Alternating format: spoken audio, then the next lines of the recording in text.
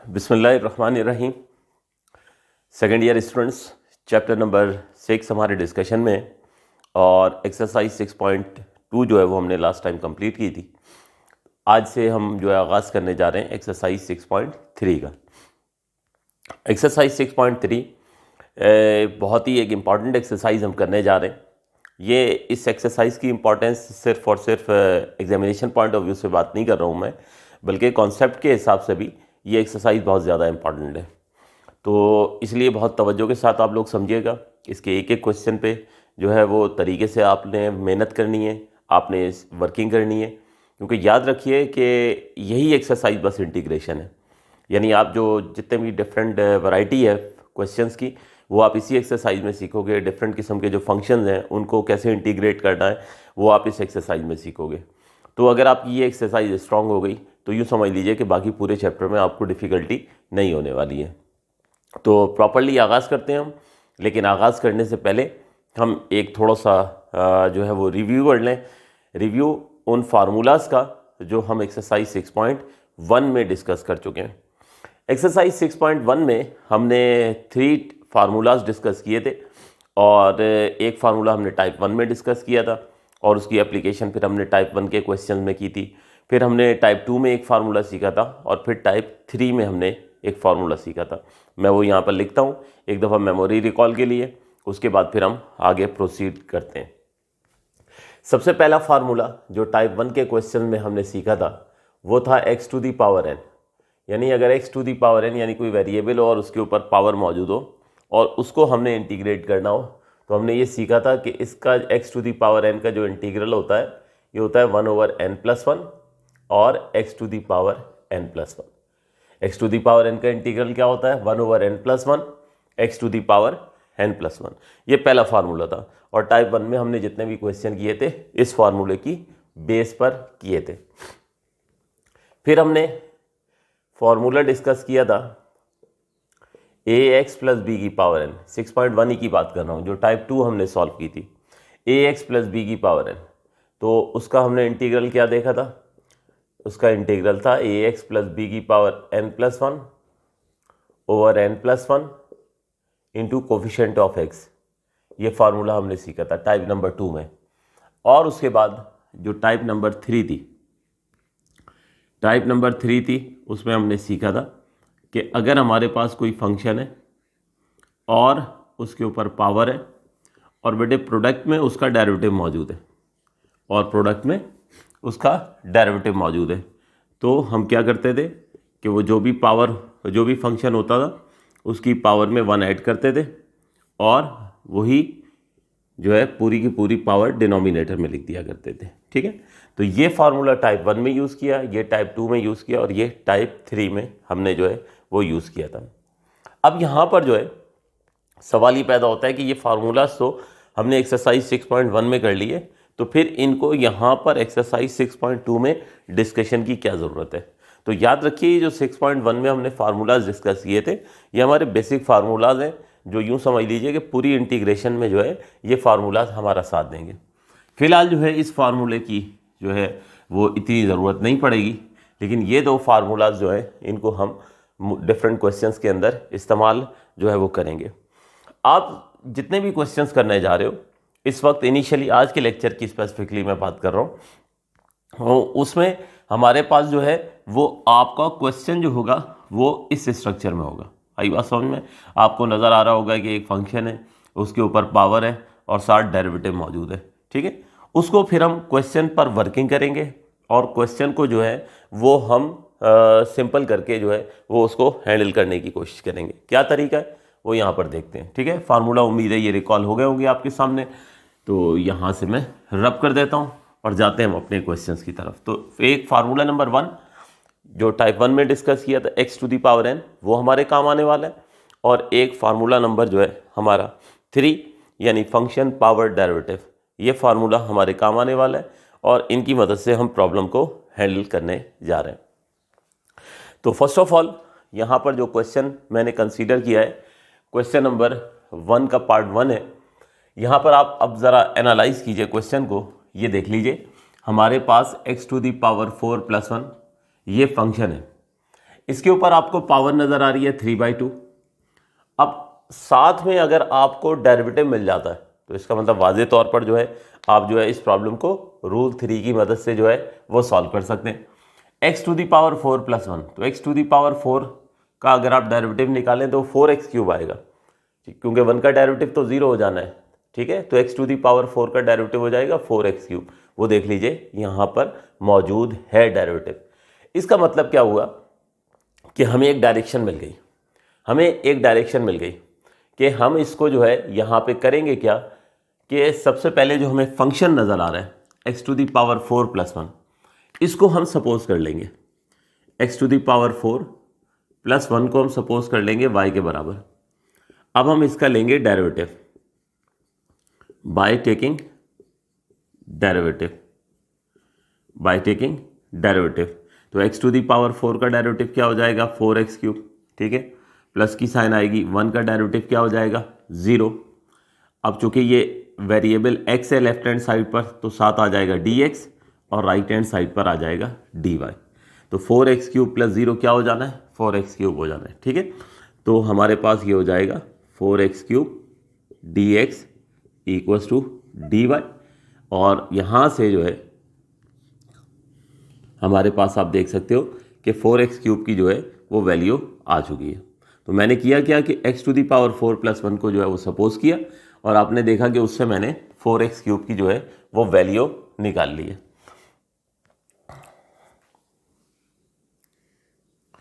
अब मैं question consider कर रहा हूँ।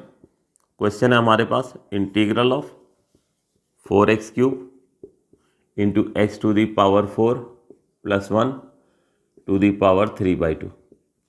अब यहाँ पर देखिएगा, मैं अगले स्टेप में क्वेश्चन की ये जो टर्म्स हैं इनको अरेंज करता हूँ। तो इनको जब मैं अरेंज करूँगा तो ये देखिए x⁴ + 1 ⁵ 3/2 पहले लिखा और ये 4x³ को उठाकर मैंने dx के साथ जो है वो लिख दिया। 4x³ को उठाकर मैंने dx के साथ लिख दिया। अब देखिए ये जो सपोजिशन हमने की है ये अगर हम यहाँ पर पुट करेंगे तो आप देखोगे कि हमारा क्वेश्चन कितनी सिंपल फॉर्म में आ जाएगा कि आप उसको आसानी विदिन 1 स्टेप इंटीग्रेट कर सकोगे। तो सब्स्टिट्यूट करते हैं। फर्स्ट ऑफ ऑल x⁴ + 1 किसके बराबर है y के बराबर है। तो ये y आया, ये वाली पावर 3/2 जो है ये आ गई। उसके बाद आ गया 4x³ dx। तो ये देख लीजिए 4x³ dx किसके बराबर है dy के बराबर। तो ये आप देख लो कि इस तरह हमने सपोज किया फंक्शन को, उसको डिफ्रेंशिएट किया। उससे एडवांटेज क्या हुआ कि हमारा क्वेश्चन जो है वो सिंगल जो है वो वेरिएबल में ट्रांसफॉर्म हो गया, ठीक है। यानी ये अब हमारा क्वेश्चन जो है वो कहाँ चला गया रूल नंबर 1 की तरफ चला गया। बज़ाहिर क्या लग रहा था कि यहाँ पर फंक्शन पावर डेरिवेटिव यानी कि रूल 3 अप्लाई होना है, लेकिन सपोज करने से हुआ ये कि हमारा क्वेश्चन जो है वो रूल नंबर 1 की तरफ चला गया। कौन सा है रूल नंबर 1, कौन सा फार्मूला है हमारे पास, फार्मूला नंबर 1 x⁴n। तो उस रूल से जो है वो हम इसको इंटीग्रेट कर देंगे। तो मैं यहाँ पे लिख देता हूँ, हमारे पास है रूल नंबर 1 x⁴n। तो x⁴n का इंटीग्रल क्या होता है 1/n+1 x⁴n+1। इस फार्मूले से जो है अब मैं यहाँ पर इसको जो है y की पावर 3/2 को जो है वो इंटीग्रेट कर दूंगा, ठीक। तो इसको इंटीग्रेट करते हैं तो ये हो जाएगा 1/3/2 + 1 y⁴ 3/2 + 1 plus constant of integration यहाँ पर मैंने ऐड कर दिए।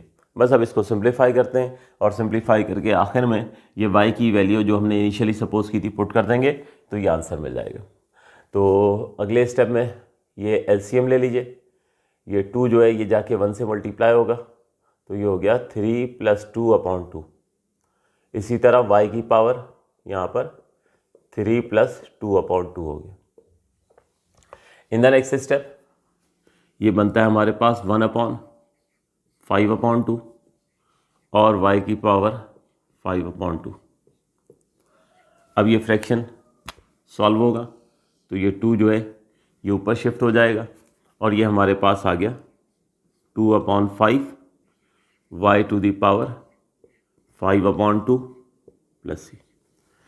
आप देख सकते हो कि आपका प्रॉब्लम जो है वो सॉल्व हो चुका है।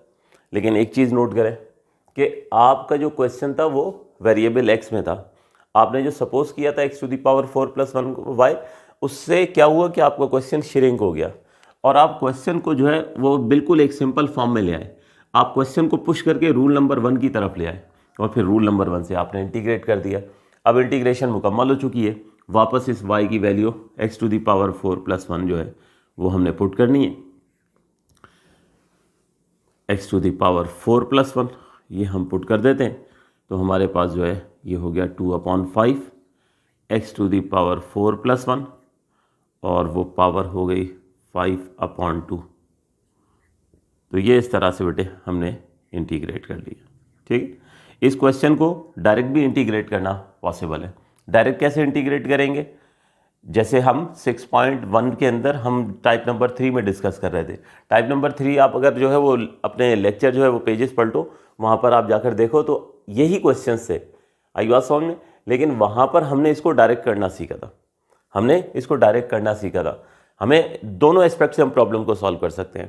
6.3 में जिस तरह हमने डायरेक्ट सीखा था वो भी हम कर सकते हैं, वो भी बिल्कुल ठीक है। ये फंक्शन है, पावर है, साथ डेरिवेटिव मौजूद है। तो आप क्या कीजिए कि फंक्शन की पावर में 1 ऐड कीजिए और वही पूरी की पूरी पावर जो है वो डिनोमिनेटर में लिखकर उसको सॉल्व कर लीजिए। क्या कहना चाह रहा हूँ मैं, देख लीजिए पहले, उसके बाद फिर नोट इसी को करना है फिलहाल। ठीक है ना, वो जो डायरेक्ट करना था हमने टाइप नंबर 3 में एक्सरसाइज 6.1 में हम डायरेक्ट अप्लाई करना सीख चुके हैं। ठीक है, यहाँ पर हमें इसी तरह सपोजिशन से करना है। बहरहाल वो डायरेक्ट वाली अप्रोच भी देख लीजिए। देखिए क्वेश्चन है हमारे पास 4x³ x⁴ + 1 पावर है 3/2।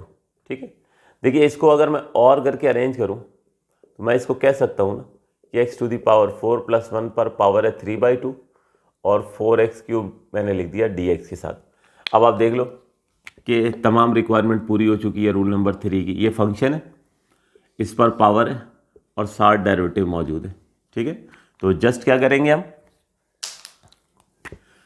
क्या करेंगे कि ये फंक्शन है हमारे पास x⁴ + 1, इसकी पावर में 1 ऐड करेंगे और डिनोमिनेटर में भी यही काम करेंगे, पूरी की पूरी पावर हम लिख देंगे।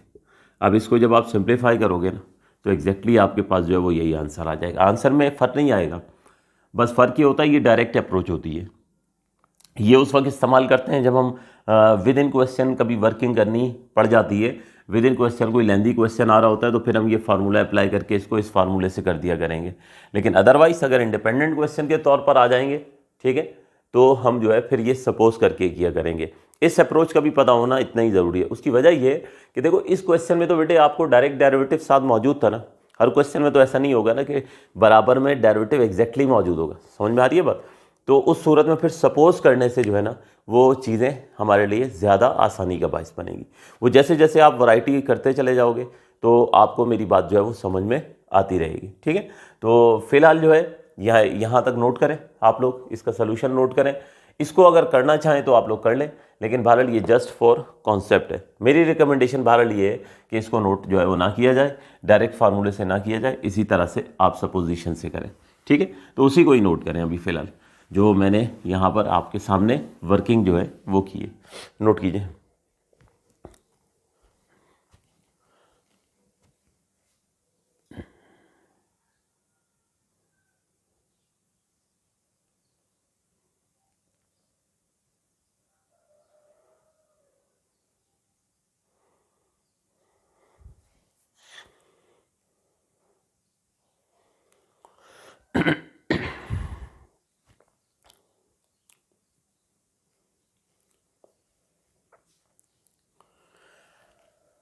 जी, तो होप सो आप लोग नोट कर चुके होंगे। इसके बाद हम डिस्कस करने वाले हैं क्वेश्चन नंबर 1 का पार्ट 2। क्वेश्चन नंबर 1 का पार्ट 2 जो है वो हम डिस्कस करेंगे।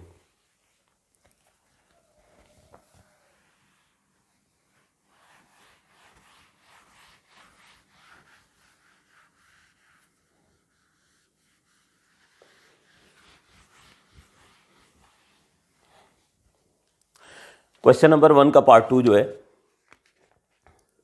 वो हमारे पास है 8x² over x cube plus 2 का होल क्यूब। ठीक है, ये क्वेश्चन है क्वेश्चन नंबर 1 का पार्ट 2। क्वेश्चन नंबर 1 के पार्ट 2 में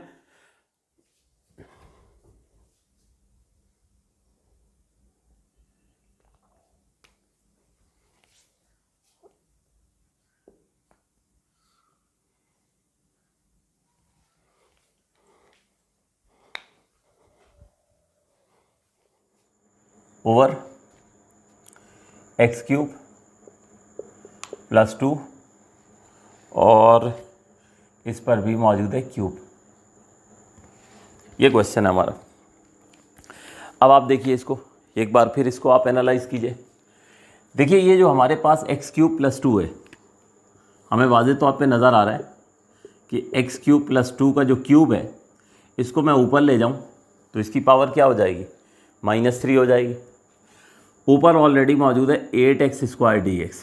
ठीक है, अब आप और से देखिए कि ये आपके पास फंक्शन है एक्स क्यूब प्लस 2, इसके ऊपर पावर मौजूद है -3। साथ अगर एग्जैक्ट डेरिवेटिव मिल जाए तो मसला हल हो जाएगा। X cube plus 2, x cube का डेरिवेटिव क्या होगा, 3x² dx। क्या होगा, 3x² dx। देखिए 3 को छोड़ दीजिए, 3 हमारे लिए प्रॉब्लम नहीं है। ठीक है, असल में रिक्वायरमेंट हमारी क्या है, एक्स क्यूब का डेरिवेटिव होना चाहिए x² dx और x² dx जो है वो मौजूद है। इसका मतलब ये हुआ कि फ़ौरन आपको कहानी समझ में आ जानी चाहिए कि यहाँ पर हम जब फंक्शन को सपोज करेंगे, उसका जब डेरिवेटिव लेंगे तो x² की वैल्यू जो है वो निकल कर आ जाएगी और हमारा क्वेश्चन जो है उसी तरीके से पार्ट 1 की तरह ट्रांसफॉर्म हो जाएगा, सिंपल फॉर्म में आ जाएगा और हम उसे आसानी से जो है वो रूल नंबर 1 से इंटीग्रेट करेंगे। मैं स्टेप्स करता हूँ आपके सामने, जब पूरा क्वेश्चन ज़रा हो जाएगा तो फिर आपको मेरी बात समझ में आएगी। तो ये सारे क्वेश्चन एक ही तरह चलते चले जाएंगे। ठीक है, आप पहले एनालाइज करें, 2-4 क्वेश्चंस के बाद आपको बिल्कुल बात समझ में आना शुरू हो जाएगी, क्योंकि एक ही तरीके से सारा सिलसिला चलेगा। तो हमारे पास सबसे पहले एक्स क्यूब प्लस 2 है, इसको मैंने सपोज कर लिया y के इक्वल।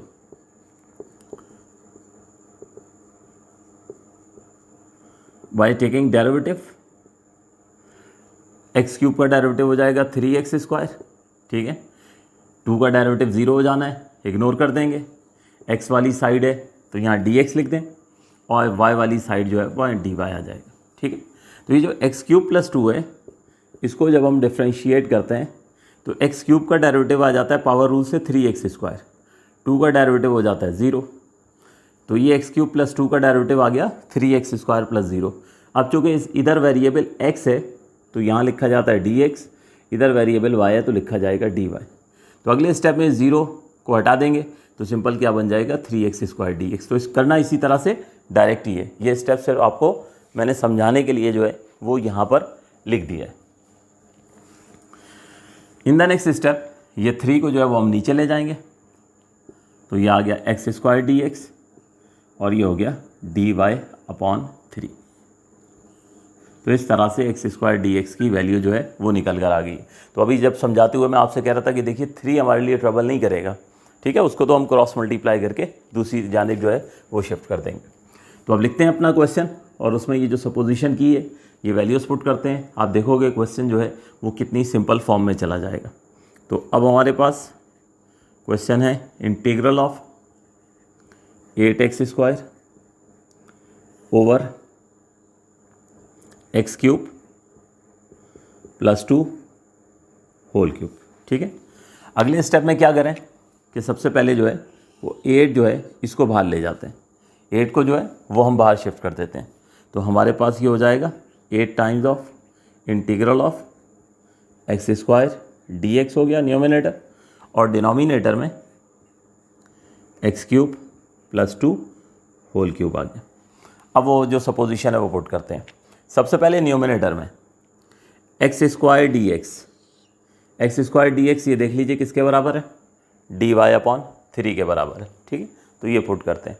तो सबसे पहले तो बाहर वाला 8 लिखें, फिर ये x² dx तो इसकी जगह ये पुट कर दिया dy/3। उसके बाद डिनोमिनेटर में आ जाए तो डिनोमिनेटर में हमारे पास जो है डिनोमिनेटर में ये एक्स क्यूब प्लस 2 है, तो एक्स क्यूब प्लस 2 को किसके बराबर सपोज किया हमने, वाई के बराबर, ठीक है। और उसके ऊपर ये क्यूब जो है ये वाला लिख देंगे। इन द नेक्स्ट स्टेप होगा ये बेटे, ये 3 जो है ये फ्रैक्शन सॉल्व होगा, तो ये 3 जो है ये नीचे शिफ्ट हो जाएगा और हमारे पास ये हो जाएगा 8 times of integral of dy over 3y cube. इसके बाद अब 3 तो यहाँ पर कोफिशिएंट है ना, इसको आप बाहर ले जाएं तो बाहर बन गया हमारे पास 8/3 और इसी स्टेप में इस y क्यूब को मैं ऊपर शिफ्ट कर देता हूँ तो इसकी पावर हो जाएगी -3। तो ये लीजिए आपका क्वेश्चन जो है वो सिंप्लीफाइड फॉर्म में आ गया है। आपका क्वेश्चन जो है वो रूल नंबर 1 की तरफ चला गया है। आपका क्वेश्चन जो है उस फार्मूला की तरफ चला गया है जो हमने एक्सरसाइज 6.1 में टाइप नंबर 1 में डिस्कस किया था। क्या था फार्मूला? फार्मूला ये था कि अगर कभी भी हमें x to the power n को इंटीग्रेट करना हो तो उसका इंटीग्रल क्या हो जाएगा, ये हो जाएगा 1/n+1 x to the power n+1। तो एग्जैक्टली यहाँ यही होने वाला है, y की पावर -3 है, हम इस पर ये फार्मूला अप्लाई करेंगे और फार्मूला अप्लाई करके हम इसको जस्ट इंटीग्रेट कर देंगे। तो 8/3 लिखा है एज इट इज, यहाँ पर हमारे पास 1/-3+1 y to the power -3+1 plus c, ठीक है। ये कांस्टेंट ऑफ इंटीग्रेशन ऐड करना मत भूलिएगा। अगले स्टेप में ये हो गया हमारे पास 8/3 1/-3+1 -2 हो जाएगा और y टू दी पावर -2।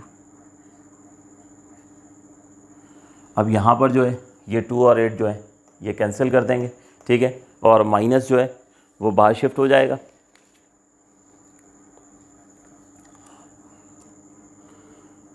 तो ये हो गया -4/3, ठीक है। कैसे हुआ कि 2 1 ज़ा 2 और 2 4 ज़ा 8, ये कैंसिलेशन हुई और ये माइनस बाहर चला गया तो बाहर बन गया -4/3। और इसी स्टेप में ही हम एक काम कर लेते हैं कि y की पावर -2 को भी, ये चलो अगले स्टेप में हम इसको नीचे ले जाएंगे, ठीक है। वैसे अगर नीचे नहीं भी लेके जाएं तो कोई फ़र्क नहीं पड़ता है, ठीक है, बस ये आपका इंटीग्रल काउंट हो जाएगा। तो यानी आपका आंसर आ गया -4/3 y to the power -2 plus c। बस कमी है तो एक कमी है कि आपने इनिशियली आप देखो आपने सपोज़ किया था y किसके बराबर आपने सपोज़ किया था x³ + 2 के, तो अब y की वैल्यू वापस आपको जो है वो पुट करनी होगी। तो यहाँ पर जो है अब y की वैल्यू जो है वो दोबारा से जो है वो पुट कर देंगे, ठीक है। y की जगह वो होगा x³ + 2, ठीक है, ये पुट कर देंगे तो आंसर मिल जाएगा। तो स्पेस नहीं है मेरे पास, आप लोग इसको जो है वो पुट कर लीजिएगा तो आंसर आपको जो है वो एग्जैक्टली मिल जाएगा। अलबत्ता ये y की पावर -2 को अगर आप डिनोमिनेटर में भी ले जाते हैं तो कोई फ़र्क नहीं पड़ता, ऐसे छोड़ दीजिए जब भी एक्सेप्टेबल है। नोट कीजिए।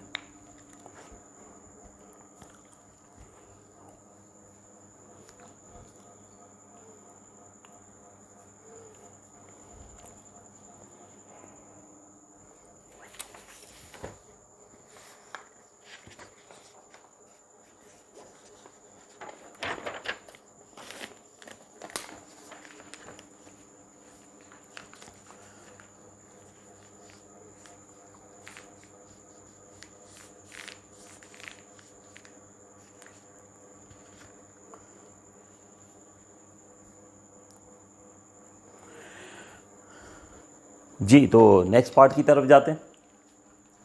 हमारे पास है पार्ट नंबर 3। पार्ट नंबर 3,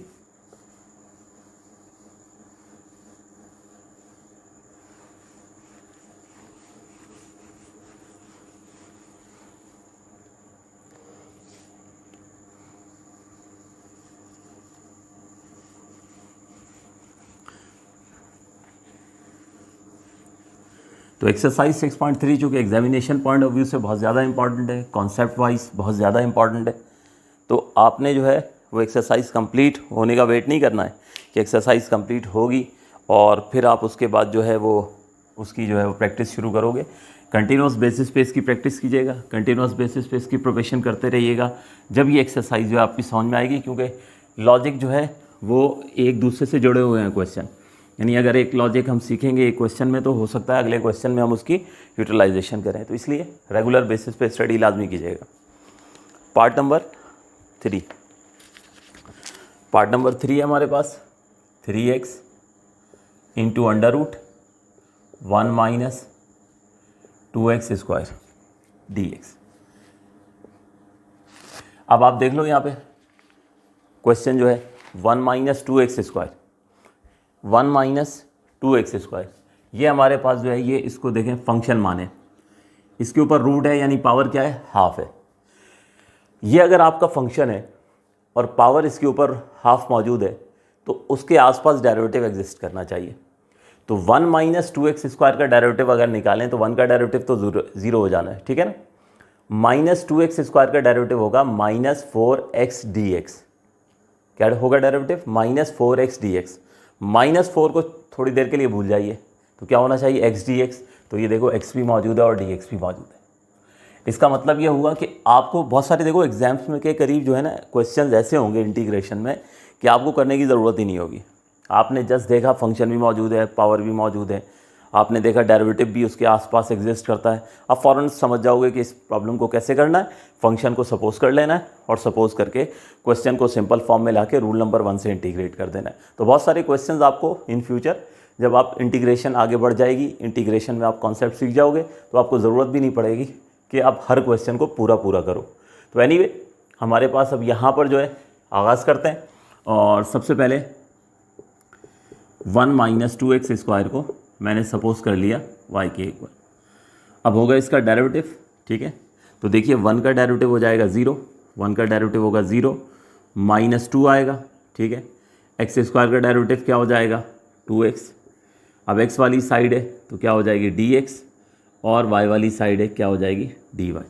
तो यकीनन जब ये 2 को 2 से आप मल्टीप्लाई करोगे तो ये क्या हो जाएगा minus 4x dx equals to dy, ठीक है। तो डायरेक्ट भी अब आप पूरा डेरिवेटिव का चैप्टर पढ़ चुके हो तो आप में भी ये कैपेबिलिटी होनी चाहिए कि आप डायरेक्ट करें, ठीक है। ये मैंने बहरहाल सिर्फ आपको समझाने के लिए किया है। तो 1 का डेरिवेटिव 0 है, लिखने की ज़रूरत नहीं है, माइनस की साइन आई, 2x स्क्वायर का डेरिवेटिव क्या हो जाएगा 4x dx, ठीक है। और ये आ गया dy। अब अगले स्टेप में क्या करेंगे कि x dx को सिर्फ यहाँ लिखेंगे और ये माइनस 4 को हम उधर शिफ्ट कर देंगे, तो ये हो जाएगा हमारे पास माइनस dy/4। अब ये सपोजिशन हो चुकी है। अब क्वेश्चन को कंसीडर करते हैं, उसमें वैल्यूज पुट करते हैं और आप एक दफ़ा फिर देखोगे कि आपका क्वेश्चन जो है वो सिंप्लीफाइड फॉर्म में आ जाएगा और क्वेश्चन जो है वो रूल नंबर 1 या फार्मूला नंबर 1 जो हमने पढ़ा था एक्सरसाइज 6.1 में, ये उससे बआसानी सॉल्व हो जाएगा। तो क्वेश्चन पहले तो लिख लिया करें एग्जैक्टली कि नाउ क्वेश्चन है हमारे पास 3x under root 1 minus 2x square. अब देखिए मैं इसको जो है अपने हिसाब से इसको मैं अरेंज करने जा रहा हूँ। देखिए सबसे पहले तो क्या करें कि यहाँ से इस 3 को बाहर ले आएँ, ठीक है। इस 3 को बाहर ले आएँ, कोफिशिएंट है ये बाहर आ गया और इस x को उठाकर जो है हम ले जाते हैं dx के साथ, ठीक है। और ये आ गया under root 1 minus 2x square हो गया और x को उठाकर हमने जो है वो dx के साथ लिख दी। अब आप इसमें वैल्यूज पुट करो जो हमारी सपोजिशन है। तो first of all 1 minus 2x square, 1 minus 2x square किसके बराबर है y के बराबर है। तो सबसे पहले 3 आया एज इट इज़, इंटीग्रल की साइन आई, under root as it is आया, 1 माइनस 2x स्क्वायर हमने सपोज किया है y के बराबर, तो ये हो गया अंडर रूट y। उसके बाद x dx, तो x dx की वैल्यू क्या है हमारे पास माइनस dy/4, ये आ गया। अब ये -1/4 ये बाहर आ जाएगा और हमारे पास ये हो जाएगा -3/4 integral of under root y dy -3/4 integral of under root y का मतलब y to the power half. और लीजिए आपका क्वेश्चन एक बार फिर जो है वो श्रिंक हो गया और सिंगल वेरिएबल में आ गया, ठीक है ना। वो पूरा क्वेश्चन सिमट कर जो है एक वेरिएबल में सम हो गया है आप सिंपल रूल नंबर 1 अप्लाई करेंगे यहाँ पे, x⁴n वाला फार्मूला, और उससे इंटीग्रेट हो जाएगा। तो सामने फार्मूला लिख दिया करें, ठीक है। यानी अगर हमें इंटीग्रेट करना है x⁴n को, तो उसका इंटीग्रल क्या हो जाएगा, उसका इंटीग्रल होगा 1/n+1 x⁴n+1, ठीक है। इस फार्मूले की मदद से हम इसको जो है वो इंटीग्रेट करेंगे। तो -3/4 तो एज इट इज़ आया। अब y⁴½ को इंटीग्रेट करना है, तो 1/12+1 और y⁴12+1। अब इसको सिंप्लीफाई करेंगे और आखिर में फिर ये y जो है उसकी इनिशियल वैल्यू 1 - 2x² पुट कर देंगे तो आंसर मिल जाएगा। तो हमारे पास यहाँ पे ये एलसीएम होगा, तो ये हो जाएगा 1/1 + 2/2, ठीक है। और y⁴ 1 + 2/2। In the next step -3/4 1/3/2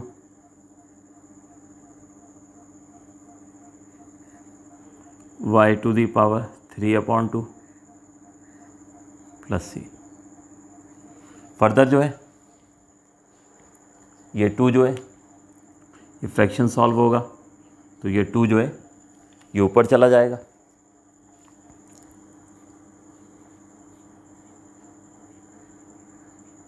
ये हो जाएगा 2/3 y⁴3/2।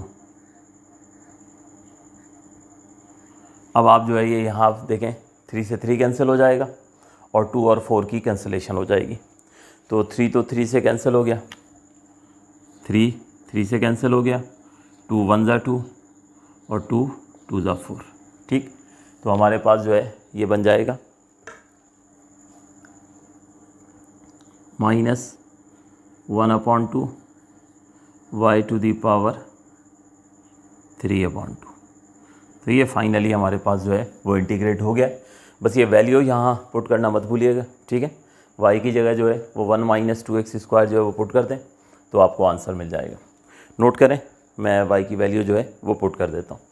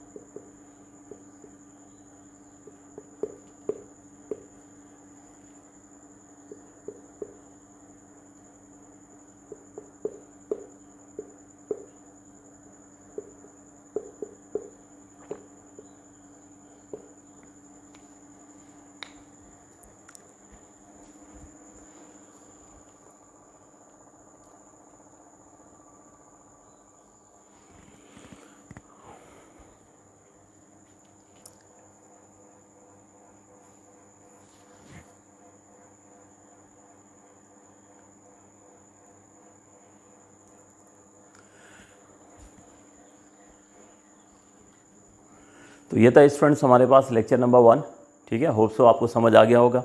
3 पार्ट्स हमने किए हैं, तीनों पार्ट्स में एक ही अप्रोच थी कि उसमें हमें जो फंक्शन नज़र आया उसको हमने सपोज़ किया, और सपोज़ करने के बाद जो है वो हमारा क्वेश्चन जो है वो इतना सिंपल हो गया कि उस पर जो है वो रूल नंबर 1 अप्लाई किया हमने। रूल नंबर 1 यानी फार्मूला नंबर 1 अप्लाई किया, जो टाइप नंबर 1 में हमने डिस्कस किया था एक्सरसाइज 6.1 में, और उस फार्मूले से जो है वो हमने इंटीग्रेट कर दिया। तो ये था आज का लेक्चर। इंशाल्लाह अगले लेक्चर में मज़ीद इसको आगे प्रोसीड करेंगे। थैंक यू एंड अल्लाह हाफ़िज़।